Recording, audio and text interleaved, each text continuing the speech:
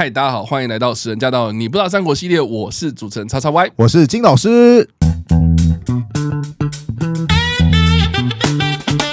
好的，欢迎回到我们的节目。我们这一集要来聊聊的是《三国》这个电视剧的第60集。在这一集当中啊，有几个蛮有趣的剧情啊，我自己是很印象深刻啦。包括曹操在整修完成的这个花园的门上呢，写一个活字哦，在进贡的这个饼干的盒上面就写了一盒酥。接着呢，就看到曹操的部下有一个人叫做杨修哦，就把花园的门给拆了重做，把这个饼干盒里面的饼干呢给大家分食哦。那我就觉得啊，这个杨修感觉是一个很会揣摩上意的一个部下，我就很好奇啊，这个历史上的这个杨修到底是何方神圣呢？好，那来跟大家介绍一下杨修。那杨修字德祖，他其实是出身自名门世家。OK， 为什么呢？因为他的爸爸叫杨彪，是太尉。然后呢，他的家族其实从杨震到杨彪，也就是一直到他爸爸为止，已经有4代都当到太尉这样的官员了。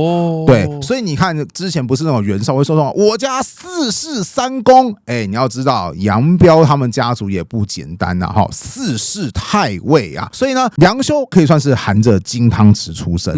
那杨修后来长大之后呢，就成为曹操的主簿。这个人呢，才华非常的高，简单的讲就是思考非常的灵活，甚至比曹操还要更加的厉害。比方说呢，你刚刚讲的2个故事在历史上都有出现，像有一次啊，曹操啊，他就是在他的那个丞相府做一些工程的修筑，结果那个丞相府的门呢，曹操一看到就在上面写了一个活字，杨修看到就说来拆掉它，拆掉它。大家就说干嘛？为什么要拆掉它呢？都盖好了，对不对？结果呢，杨修就说门里面再加一个活字，请问什么意思？太阔啦，就是说曹操觉得说你这个门盖得太大了，有违礼制，拆掉，拆掉，拆掉。后来呢，又有人赠送曹操一盒烙，当时曹操看了一下，就吃了一点点之后呢，就在那个盒子上面写上合作的合这个字。那大家看着想说，丞相什么意思啊？看不懂就只有杨修来了之后，就说来，大家分着吃来一人吃一口结果大家就说等一下，你怎么可以乱动丞相的东西呢？结果杨修就说上面不是写吗？合作的合，拆开是什么？人一口，每个人都可以吃一口啊，这可是丞相他自己说的当然啦，我觉得曹操也是很奇怪你要请人家吃饭就请他吃饭嘛，对不对？是想故意炫耀自己很聪明嘛？我告诉你，有的时候他就会翻车。为什么呢？不是说杨修翻车，是曹操翻车。有一次啊，曹操跟杨修一起出去外面玩经过了一个地方，那个地方有一个石碑，叫做曹娥碑。简单讲就是描述曹娥这个女子的石碑。然后呢，因为上面的那个碑文大概就是写的非常的好。结果曹操走过那个碑的时候，就发现碑的背后竟然写了这几个字，哪几个字呢？黄捐、幼妇、外孙、鸡臼。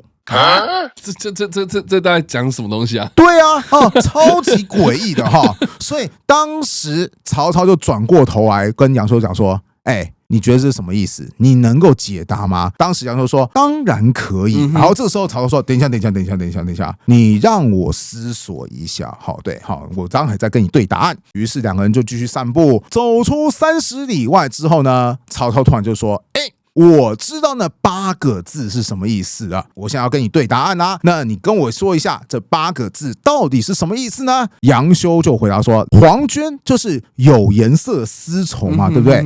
有颜色的丝绸，那个丝绸不是那个密字边吗？颜色的色加上密字边什么字？绝。幼妇什么意思？少女嘛，对不对？少女加起来是什么东西呢？妙这个字。外孙是什么意思呢？女人的儿子嘛，对不对？对啊，你那个女儿的儿子嘛，对不对？就是女子2个字加起来就是什么？好这个字。鸡臼，寿星也。鸡臼是用来干嘛？磨那个香料嘛，它是用来那个承担那个香料用的嘛，对不对？寿星这2个字拼在一起叫做什么呢？就是慈这个字，这算是古代的一个写法，对。所以呢，黄绢、幼妇、外孙、鸡臼8个字合起来，其实就是绝妙好词，意思就是说这个上面的东西写的真好啊。OK， 不知道你听完之后有什么样的感想？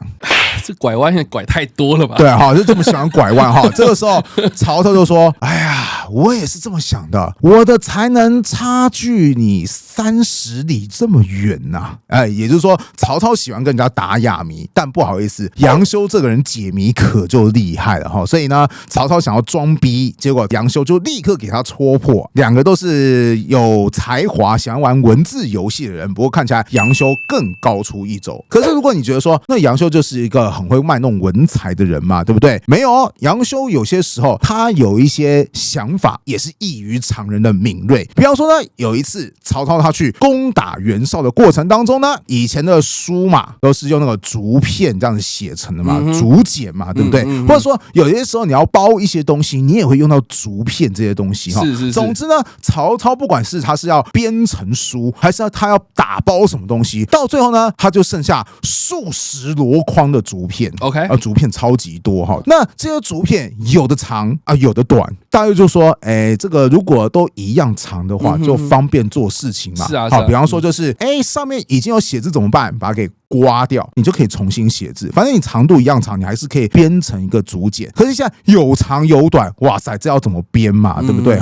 难不成你要把它锯成一样短，变成这样子的迷你小竹简吗？这也不合用啊，对不对？所以后来大家都觉得说这数十多筐的竹片啊，没什么用啊，放火烧掉它就算哈。结果曹操就说，等一下，慢着。别烧，应该有其他的用途。就在曹操还在思索的过程当中，杨修就正好也走进来，有人就问他说：“杨主簿啊，你觉得这数十箩筐大小长短都不一样的这些竹片可以用来做什么呢？”就在别人还在这么说的时候，曹操就想到说：“有了，这数十箩筐的竹片可以做什么东西呢？竹皮笋。什么是竹皮笋呢？我估计啊，它就好像是个竹盾一样，就是你把那个竹子把它捆成一捆之后。人手把它给举起来，它其实是可以当做盾牌来使用的，这是一种简易的盾牌。多说一下，我为什么会有这样的估计，是因为我看过有一个漫画，叫做《战国天正纪》，里面就提到说，日本战国时代那时候虽然说有弓箭嘛，但有比弓箭更厉害的远程武器出现了，就是所谓的铁炮，就是所谓枪支。注意，在有铁炮的那个年代，当时盾牌已经不好用了，为什么？因为铁炮可以轻而易举的击穿这个盾牌。那当时有没有防御铁炮的方式呢？答案就是你把竹子给锯开来之后，就把它捆成一起，叫做竹把牛。拿起来，它其实可以很有效的弹开，或者是阻挡那些铁炮的攻击。所以这边所谓的竹皮笋我个人就估计说，会不会是曹操也会有一样的念头，就是说大小长短不一，你就把它当做一个简易的盾牌嘛。比方说长的在外面嘛，那短的可以当做中间的填充物嘛，对不对？反正不用白不用，正好可以当做战场这个防御性武器嘛，对不对？结果杨修就回答说，这个东西啊，就可以用来做竹皮笋啊。曹操就惊讶就说，我还要想一下，别人是想都想不到，你杨修是一被问就想到了，这也太厉害了吧。所以大家其实都承认说，杨修他是一个超级聪明人。那问题是，这个超级聪明人下场很不好，因为他后来被曹操给处死了。为什么聪明人会被处死呢？其实不同的版本就有不同的说法。像在《后汉书》就有提到说，就是因为杨修太了解曹操在想什么了。曹操这个人性格又多疑，就想说，你能够猜到我在想什么，你是不是就可以利用我的想法来操纵我，对不对？比方说，我们做个最基础的假设，是曹操说我喜欢喝鸡汤，别人都不知道，可是杨修就每天晚上都煮一碗鸡汤给我。渐渐的，我就会越来越喜欢杨修，因为我喜欢喝鸡汤啊。到最后，杨修就仗着公的好交情说：“哎呀，曹老板有一些不情之请，要请你帮个忙。”你看，就是老板的心思被员工掌握的时候，其实是加倍危险的存在。后汉书还有列举出一个很著名的案例，就是当时曹操正在汉中跟刘备对峙，当时的状况很尴尬，就是曹操是不想撤离汉中的，因为那是战略要地，可是要再打下去，战况又不利，哎呀，为难呐！就在这个时候呢，有士兵就问说：“报告曹老板，今天晚上要巡夜，那巡夜就是要有口令嘛，对不对？”曹操就回答说：“今天对的暗号就叫做鸡乐。”你说鸡的乐果那个鸡乐吗？对。杨修一听这个暗号就说：“哎呀，鸡乐这个暗号可就有趣了。为什么呢？因为鸡鸡肋上面有没有肉呢？叉叉 Y 还有印象吗？有一点点的嘛。对，就是有点像是皮一样那薄薄的那些肉。对，好，那你会特别喜欢吃鸡肋的肉吗？会去蹭那个骨头啦。哦，对，你就会拿起那个骨头这样吃嘛，对。对，其实吃起来也不太好吃，所以不是味道不好吃，而是它本身很难吃，对不对？你还要把那个骨头给抽出来。你今天如果是什么羊肋排、猪肋排，那个很爽嘛，对不对？只要把骨头抽出来，那骨头肉也是很多的。可是鸡肋的肉这样抽出来之后就那么一点点，吃了之后有特别美味吗？好像也没感受到什么东西。可是你因此就说啊，不吃了，把它丢掉。上面又有肉，对不对？食之无味，弃之可惜呀。然后杨修就说：“对嘛，所以你看，我们的老板都说鸡肋，很明显，他就觉得说汉中就是那块鸡肋。哇，这个也太过度解读了吧？可是后来没过多久，曹操就的确下令班师回朝了。OK， 所以你如果说哇，你是不是过度解读？杨修是懂曹操的，所以曹操后来就越来越害怕说，我的天哪，他总是能够猜到我想什么。这还得了哈？他以后用来操控我怎么办？于是呢，他就开始忌惮杨修。另外忌惮的原因是什么呢？《后汉书》提出来的另外原因是因为杨修啊，他是袁术的外甥。他跟袁家有关系。对，okay，袁家都是被曹操消灭的你跟我有仇怨关系，然后呢，你又那么懂我的想法，万一你突然想要报仇，OK， 所以后来就找个机会把杨修给做掉了。这个是《后汉书》版本的说法，但是注意哦，其他不同的史书版本说法可就不一样了哈。比方说，《后汉书》有一个参考资料叫做《续汉书》，他又提出另外2个理由。第一个理由，杨修跟曹植这2个人是好朋友，好到什么地步？有一次，这个曹植就喝醉了哈，那时候杨修也跟他一起喝醉了。曹植就说：“来，把那个司马门给我打开，我那个车驾要经过这个司马门。”结果守卫士兵就说：“啊，这个司马门是禁门不可以让你这样通过哈。”这个时候曹植就说：“我老爸是曹操，你敢挡我？”守卫也说：“这也是啊哈，犯不着跟自己的命过不去嘛，对。”于是就把门打开，然后曹植就跟杨修一起这样子擅闯宫门。曹操一听就火大，就说：“你们2个怎么做出这么荒唐的事情？除了我的儿子曹植，你看看跟这个烂朋友杨修混在一起，做出荒唐事情之外，后来又传出说杨修毁谤曹彰，估计是那个继承人之争吧哈。杨修私底下有做一些暗盘操作，让当时的曹操说：“你看，你又带坏我儿子，又毁谤我另外一个儿子，你该死啊！”于是就把他砍死了。这个跟现在很多家长一样嘛，我的小孩都很乖，都是那些坏朋友教坏他的。对哈，这是《续汉书》的说法。你觉得可不可信啊？因为毕竟《续汉书》是站在那个汉朝啊，然后正统方面的那个史官嘛，所以好，我知道，从你的言论，然后你的言谈当中，你就是没有很欣赏，对不对？没关系，我们还有第3则的史料。OK， 这个就是大大有名，帮《三国志》写注解的裴松之，他当时呢就有找到另外一则史料，就是典略。这则史料就说杨修干了一件曹操很讨厌的事情，什么事情呢？就是会泄露一些机密。杨修他不是主簿吗？跟曹操关系很铁的嘛，所以他就会泄露一些丞相府的机密，结交其他的诸侯。OK， 哇，对于曹操来讲就是开什么玩笑？你把我机密泄露出去，现在不是你操纵我这么简单，你还联合大家，有点像是从我这边窃取利益。刘毅这种人不是太危险吗？于是就下令处死杨修。谁知道杨修在临死之前是怎么说呢？我故自以死之晚也。什么意思？我早就觉得我活太久了，我早该死了。很多人就说，为什么杨修会这么说呢？后来大家就归类为第2个原因是什么？就是因为他跟曹植太好。跟曹植太好，为什么要死呢？因为曹操不是要选接班人嘛，对不对？那他后来主义的接班人，我们上一集有说是谁？曹丕嘛。对，那既然我要立曹丕当接班人，我是不是要打压其他儿子的实力？你曹植有这么厉害的智囊团，也就是所谓的杨修来帮你的话，未来会不会掀起更大的波折？所以为了防范于未然，不好意思，杨修，你必须得死。